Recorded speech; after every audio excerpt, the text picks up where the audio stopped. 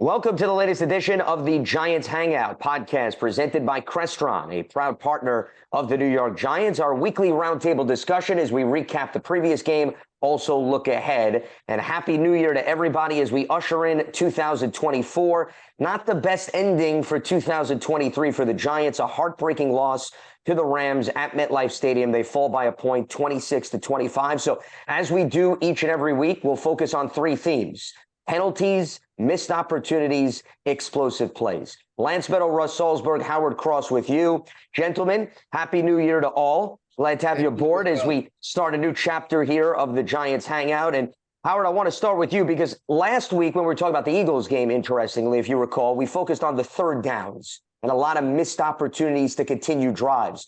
I think if you look at this week's game, you turn to, at least in my mind, those penalties, because 5 of the 7 came on the offensive side of the ball.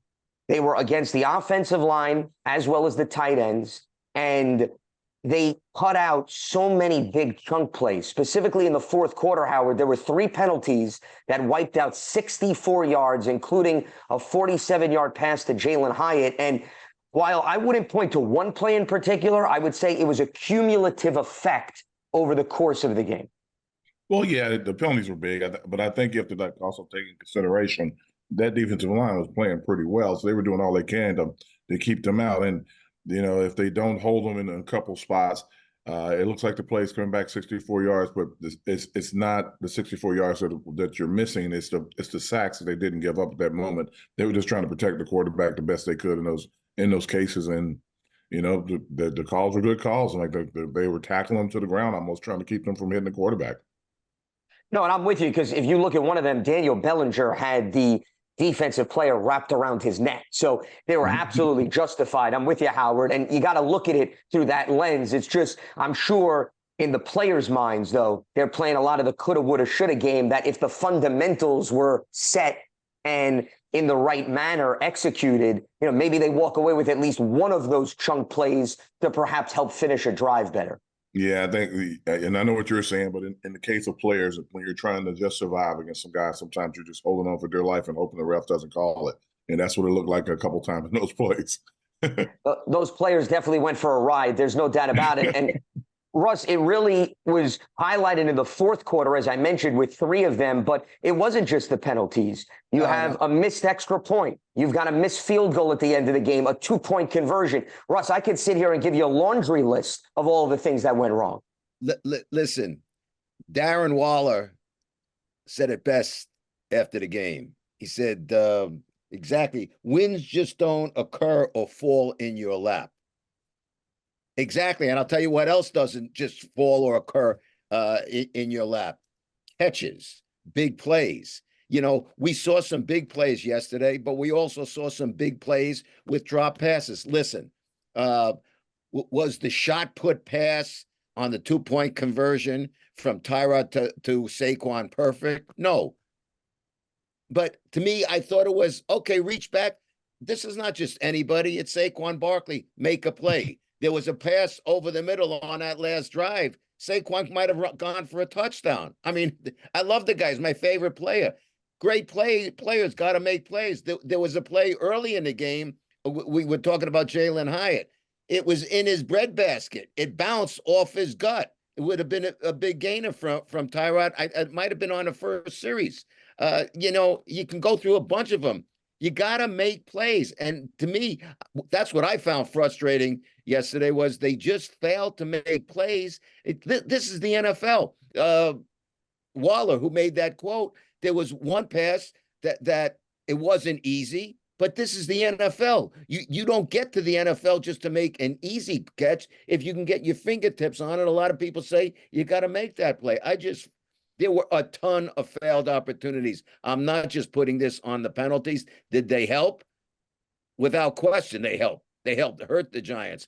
But just missed plays. And how about, listen, Howard, I was mentioning to you, and I've asked you in the past, why is there such a lack of tackling? Is it about training camp? They can't practice as much?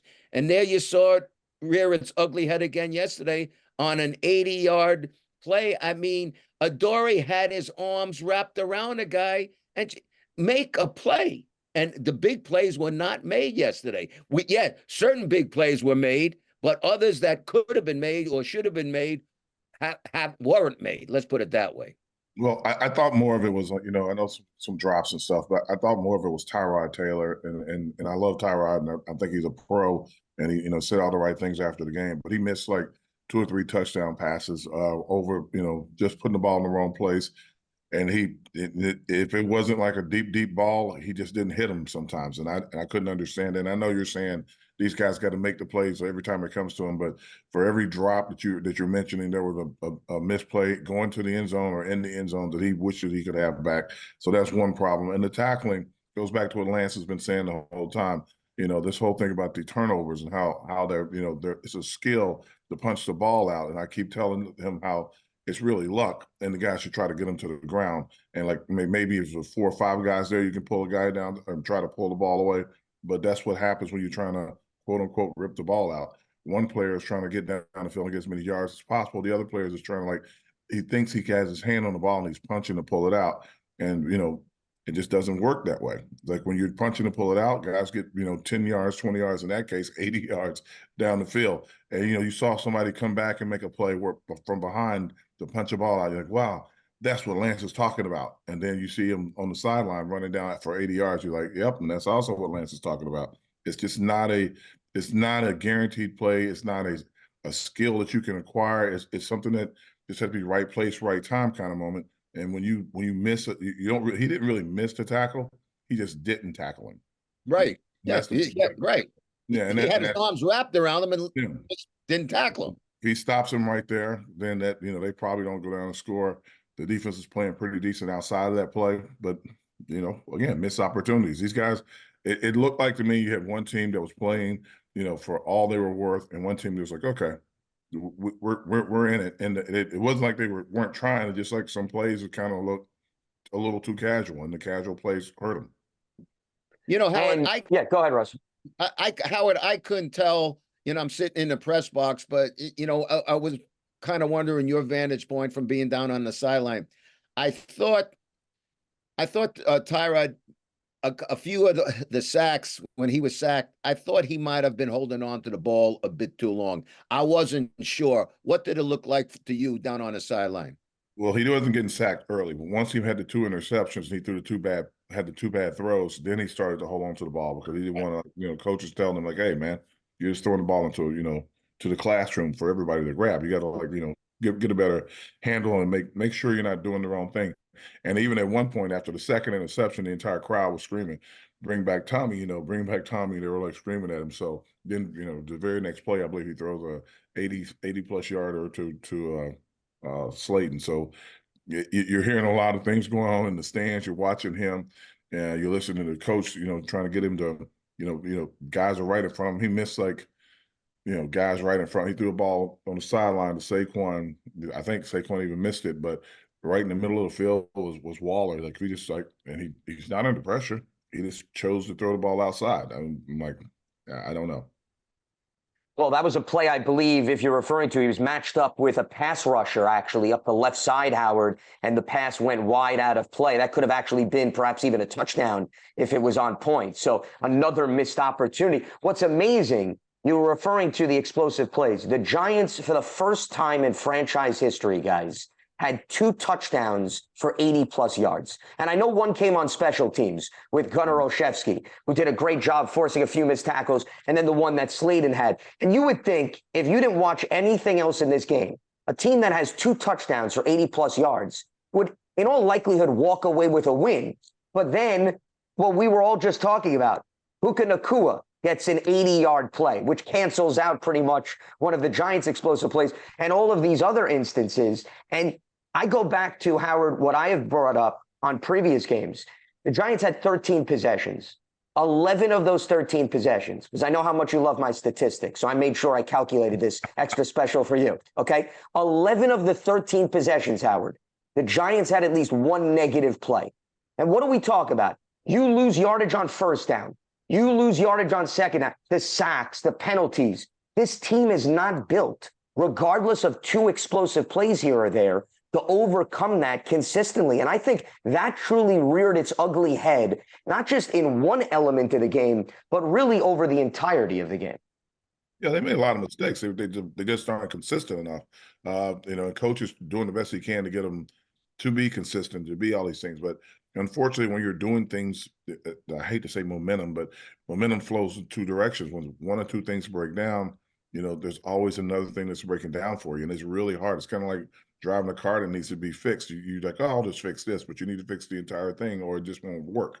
So that's what I'm looking at with the team. And they, when they're making plays, they're like, okay, we can do this. I can see the excitement in the guys' eyes. And when something goes wrong, you see a lot of heads hung down. You see shoulders slumped. They're like, man. So you don't want that look. You want guys, patting each other on the back, encouraging each other, and trying to keep it going. And I thought for a minute that they were going to kind of keep it going, but just another breakdown here or breakdown there. I was thinking about also, like, at the end of the game, when Tyrod comes down, he slides. The next play, he can't take a sack. He has to throw the ball away. He doesn't even attempt to.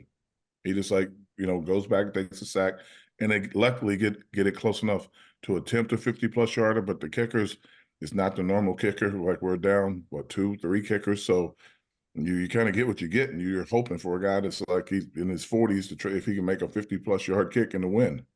That is just so since we're doing statistics, Howard, that's our 5th kicker. Okay. Kicker. That's a lot of kickers. that is a lot, and he's no offense, Mason Crosby, a little long in the tooth as well. So Well, and also keep in mind, Russ, Cade York, who you're including in that 5, he didn't even kick. He didn't even kick at all this season. So it is 5 kickers, but only 4 actually got opportunities this season. That's how crazy it's been.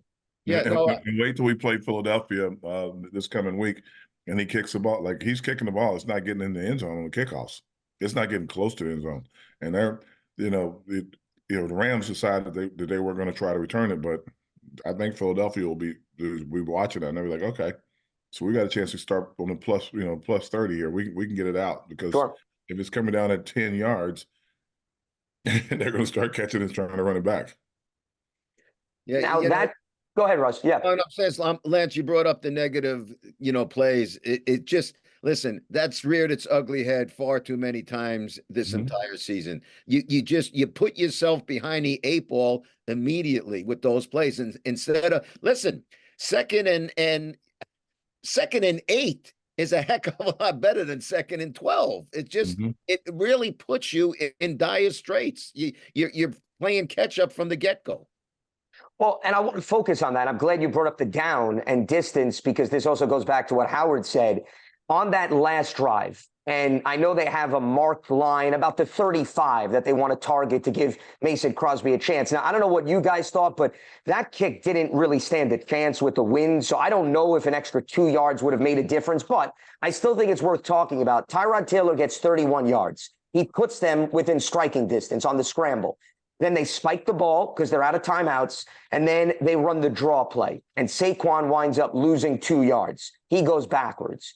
Now, they were asked a lot about this, Brian Dable, Tyrod Taylor, and they had mentioned, that was the play call. This wasn't something that Tyrod checked out of. They figured, okay, let's not put the ball in harm's way and throw it here. Let's try to run it. But, the Rams read that beautifully, and then you get an incomplete pass to Wan'Dale Robinson, not to mention Saquon. Russ, this goes back to what you talked about earlier, dropped the pass earlier on the drive, and now we talk about the game of inches. I don't think it would have made a difference based on how the kick went, but 2 yards here, 2 yards there, maybe Mason gets a little bit of an easier opportunity, and who knows how things pan out on that final chance for him to kick the ball.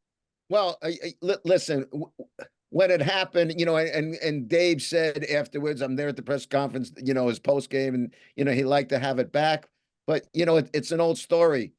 If it works, everybody's calling it was a great call. And I think he was just trying to get him set up and maybe have them thinking they're going to pass the ball, and you're giving the ball to Saquon.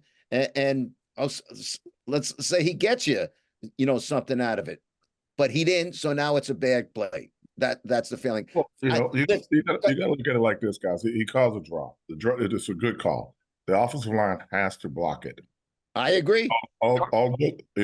You can say Tyrod, Saquon, whatever. The offensive line has to block. You get one guy in the middle, pinned to the side, he gets 2 yards. He may even get 8 yards. But when you don't block anybody, the entire defense was in the backfield. Oh, Nobody. without a doubt. Yep. Yeah, so that's what the play is. That goes back to the crux of what's been happening the entire season. The offensive line's been struggling, and that shows when you really need them to step up and just, hey, look, just be on your guy. And I think after all those holding penalties, they were like, well, we can't hold them, and they just let them go. So this is what it looked like. Yeah, because you can't lose 10 yards in that. Yeah, You'll take 2, exactly. Howard. You can't lose 10, or else you're not even attempting a field goal. Go ahead, Russ.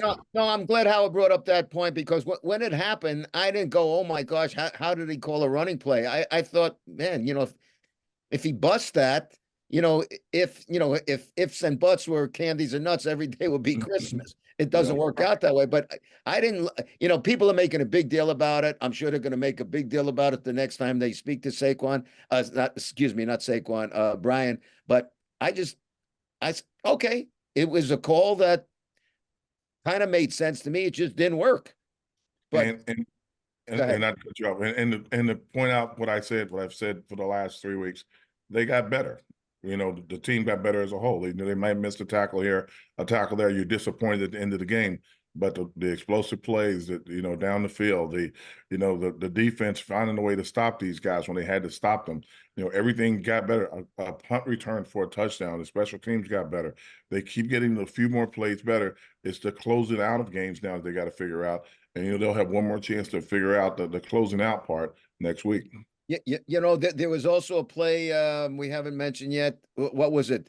3rd and 18, and Bellinger made a great, rough, tough, gutsy effort. Got back 17, and 4th and 1, and it was a right across the middle to Hyatt. He lost yardage on a play. Again, It's negative yards. And it looked as if Dave said on the sideline to him when he came over, like, what are you doing? It's 4th down. Like, go this way instead of that way. He kind of was coming back to the ball to make sure the guy wasn't going to undercut him.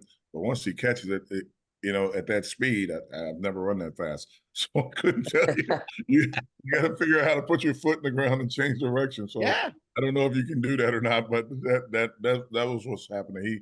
He's coming downhill a little bit to catch the ball. Once he catches the ball, they let him catch it also to make sure that he was going to go backwards. Yeah. And that was one of 2 4th and 1s, by the way, because remember, they had another one, Russ, where Tyrod couldn't handle the snap, and they wound up turning it over on downs as well. And Howard was referencing the interception by Tyrod Taylor. I know it goes down as 1 turnover, which is legitimate. The Giants really turned the ball over 3 times because they had 2 turnover on downs, where you thought maybe you'd get some points, and then you had the legitimate turnover, and that's yet another group of missed opportunities that we could throw onto the fire with everything else that we're cooking up within this discussion.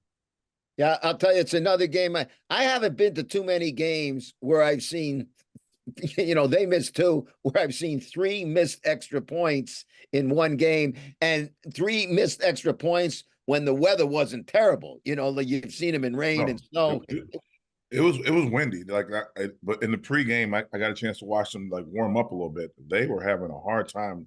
The wind blows across the stadium from the Giants side to the visitors side, and if you're not used to kicking in that, it's like you're hitting a slice or a duck hook or something. The ball was just all over the place. And for those guys that kind of hit the ball and they hit the little draw back into the middle of the net, that doesn't work in that wind. Any spin on the ball, it goes really far left or right. So I was like, man, I said, if it comes down to a kick, it could get ugly. Well, that's why Crosby said that he believes he misjudged the wind, Howard, on that last kick, to your very point. And I think the wind shouldn't be overlooked because think about it. We had 2 kickers. Russ mentioned that Crosby's long in the tooth. I think that's well documented. He's a polished veteran, whereas Lucas Havrisik, the Rams kicker, is a young guy just getting his feet wet in the league, yet both struggled with respect to the wind. So it just goes to show you could have 20 some odd years of experience. You could all of a sudden be green in terms of your track record in the NFL, and you get similar results. So I think that played a role for both teams, but it adds up. And I think that's what, Russ was getting at. 1 point here, 1 point there, 3 points there. That's when you lose a game by a point, guys, we're putting all of these things under the microscope because, once again, my key phrase is it's cumulative. You can't just point to one thing. You could point to about 15 to 17 things in a game like this. Well, I think Howard, listen, Howard's the one here who's the former player and played for a long time on good teams. You know, the good teams don't have these problems. Okay. They need to be better. The Giants need to be better so they can be one of those good teams. There's been far too many. We talk about missed opportunities and negative play, negative yardage and all that. It's happened far too long this season, and now we're approaching the final game of the season, and we're still seeing it happen. Well, like I keep telling you guys, like I didn't never say they were a good team. I haven't seen them, do something. I said it was going to be a tough season. If they got to 7 wins, they'd be lucky from the schedule and the teams they were playing because the competition had been ramped way up. They're coming down the last 3 or 4 games of the season. They're playing all teams that are trying to make playoff runs and playoff pushes and all this stuff. And I'm like, okay, so these guys will be playing their best. They have not. The teams they've played against, I don't think they've played their best. And the Giants playing at the level they keep playing to keep the games close. I see improvement every week. I see better plays every week. I still see the bad plays. They can't overcome all the bad plays. They can't overcome 1 or 2. If they have 7 or 8, then it's just a tough game for them. But again, improvement every week. I know Dable doesn't want to hear that. There are no moral victories, but there is improvement all around the field, and I'm happy to see the improvement every week. Well, I will say, Lance, to Howard's credit, and he said this to us from the get-go, not to expect, the win total to increase from last season. And you were right about it. But, in line to, Howard's point, the Giants aren't good enough to overcome as many bad plays as they make.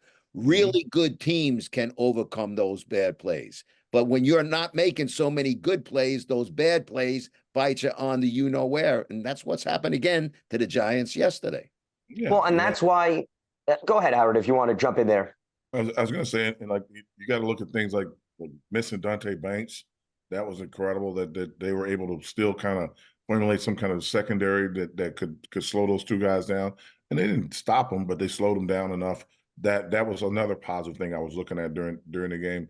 And then Tyree Phillips going out of the game late. I'm thinking, man, here we go. Here comes Pert. Pert came in and, hung in there and did the best he could. It wasn't like it was like a ginormous drop off, but he came in, and seeing Phillips run out of the tunnels or get back in the game was kind of cool because he was like, I'm ready to go. And I'm like, he was laying on the ground rolling around. I didn't think he was going to make it. And he gets up and gets back in.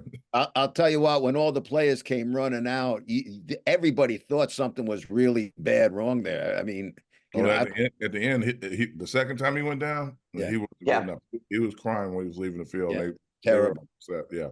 Yeah, Tyrod called over for the cart, and the medical people immediately, you saw. And it's a shame because, to Howard's point, he got hurt with one knee earlier in the game, and then he winds up injuring the other knee later in the game. And Dable, after the game, seemed to think that it was pretty serious. We'll know more, obviously, in the week leading up to this Eagles game. But we're going to have another game of musical chairs, apparently, on the offensive line. Not to make light of it, but that's been a big story. And really, I think what the two of you were touching on is the game against the Rams was a bit of a microcosm of the season, where you saw some flashes. And Howard, to your point, the last 2 weeks, they went toe-to-toe with the Eagles and the Rams, 2 playoff teams. They were with them every step of the way. But you don't get brownie points. You don't get style points in the NFL. This is not college football. Howard doesn't have to make a case for Alabama to get into the 14 playoff as we gear up for the semis. And Alabama made it. And Howard is on cloud 9, by the way, as a result of that. But he doesn't have to make a case for these NFL teams. So you got to finish. You got to be able to close the door. And the Giants, had so many opportunities, but they didn't find ways to close that door. I mean, here's another example. You were talking about the injuries, Howard. I think we should highlight the play of Dane Belton. Okay, Jason Pinnock goes down. Belton is itching to get a chance all season. He has not played much.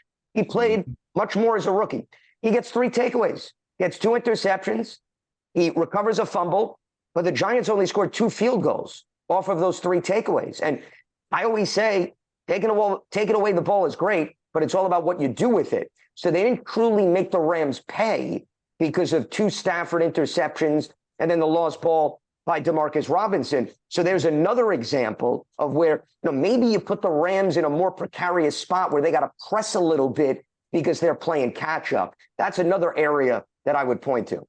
I mean, I get what you're saying, but they haven't done it all year. Like I didn't expect them to like come out. And like I said, if they get the ball, my thought is just hold it for a little bit, make sure that the defense gets a break before you put them back out there. They haven't been able to score or put drives together in a long time, unless the play is like the plays of Slayton or something. They're just not having that kind of success.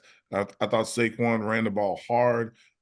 It could be like he'd get a 10-yard run, an 8-yard run, a -2, a 5-yard run, a -3. Like it was like hit or miss. So again, guys, if they had some consistent play up front, the season would have looked a lot different. A lot of these games would be a lot different. Daniel would probably still be in the backfield at quarterback, but that's not how they played. Every week it was like a struggle. Every week it's been how they're going to hold somebody up and how they're going to keep somebody out. Every week it's okay. What's going to happen? What could happen next? And this game I think was probably one of the better games because even though they had the penalties, they didn't have as many sacks. So you have a trade off. Would you want to be second and 5 or second and 20? Second and 15 or second and 20. So you get 15 with the sack, you get 20 with the penalty. So you just gotta kind of keep pulling for them. Like I said, keep looking for some improvements. Keep hoping that they're going to get a little bit better. This game coming up this week is going to be, with Phillips going out and Pert coming in. Hopefully, Pert can muster up some kind of ability to block a little bit better than he's been. He was before he got sent down for a little bit.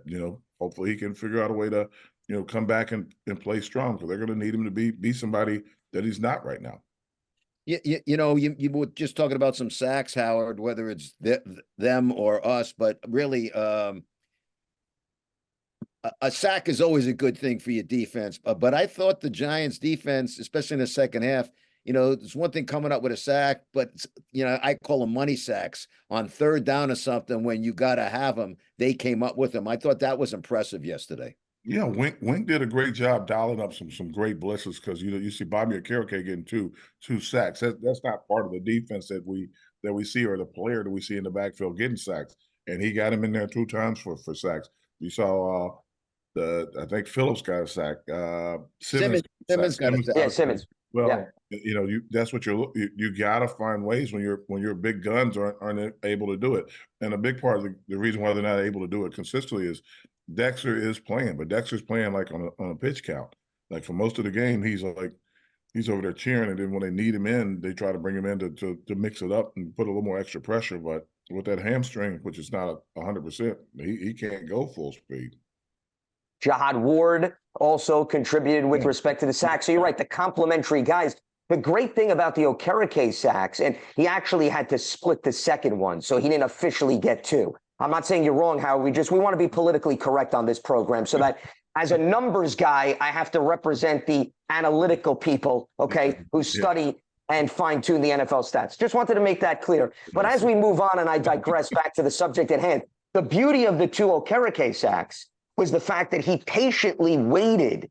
If you notice, he looped around. There was an alley that opened up, and that was because all the attention went to the big boys up front, Howard, that you were talking about. And Okereke looped around and all of a sudden made Stafford have to run a little bit, and he was in position to bring him down. So I think that was well crafted, to your point, by Wink Martindale. The only thing I will add is, and this goes back to what you want to take positively and then all of a sudden what you give back, 4 touchdown drives for the Rams. They only faced 1 third down on all 4 of those drives. And that is not a good rate that can continue because, to me, guys, that wipes out the 4 sacks that you got on Matthew Stafford if you don't put them in enough third down situations on a handful of those other drives. Yeah, but you're playing against a quarterback that handles the blitz really well. He just got caught and fooled a couple of times. That's why he got those sacks. Like most of the time, it was like they're blitzing or they're coming. Even when they drop the zone, he's one of the quickest releases in the NFL. So when you're saying put him in a deficit, the fact that they got to him at all, like I think he was sacked 1 time a game over the last 4 or 5 games. The Giants got to him a few times, and hit him a lot. So I was like impressed with that. Just by itself, he's had 1 turnover. I I think, a game. Oh, he had none. He had none, Howard. He had 10 touchdowns and no interceptions in the entire month of December prior to yesterday. You're right. In the previous 4 games, no picks. In the previous 4 games. So like you're saying to put him in a deficit, that they put him in a deficit. Like you can't overlook the success that they had, even though they didn't make all their tackles supposed to, even though they were running third down a lot. They put him in a deficit because look, they got to him, they sacked him, they knocked him down, they got their hands on him, they got their hands on his passes. They did a great job as a defense. The offense just didn't quite put up enough points to get it done. And once again, complementary football comes into play, which is another aspect that we've also been discussing throughout the entirety of the season. And the special teams touchdown, by the way, which I referenced earlier, guys, you got to go back to 2015 when Dwayne Harris was on the team, okay? If you remember, he played the Jets at MetLife Stadium, got an 80-yard punt return, actually returned the kickoff that season, too, against Dallas. Mm-hmm. That's how long it's been since the Giants had a special teams return of any kind, okay? So you had a very rare occurrence, yet, once again, still was not enough to get the W. But Gunnar Olszewski, when that happened in the game, that was a huge momentum turner. The problem was, once again, it was a bit short-lived because when they got the ball back, they weren't able to make the Rams pay on that final drive. But you needed that. That was something that I think the Giants had been yearning for quite some time. And this is why also they brought Gunnar onto the roster. They were having issues with injuries in their return men. They bring Gunnar Olszewski over, not at the beginning of the season, guys. He came in a few games in, and he's been a nice positive boost for this team based on what he's brought to the table. Extremely positive. Quite frankly, I mean, when he's back there, when you say positive, I think he gives the team confidence that something could happen. And I don't think Giants fans, anybody felt that way with anybody else being back there. Him being back there, you feel something could happen. Yesterday, it did happen. Well, he was pressing a little bit because he had let that ball get over his head. Yeah, over his head.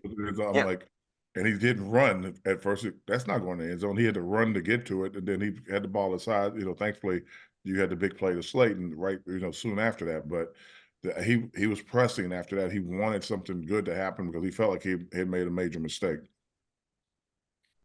And all these things add up, which is why we are breaking it all down with respect to the Giants' 1-point loss to the Rams, 26-25. But another game that came down to the wire for the second straight week, and now they'll get the Philadelphia Eagles for the second time in 3 weeks. And before we wrap up, guys, we have a 4:25 p.m. Eastern kickoff for both games because the Cowboys are going to be in Washington, and this is still a very meaningful game for Philly.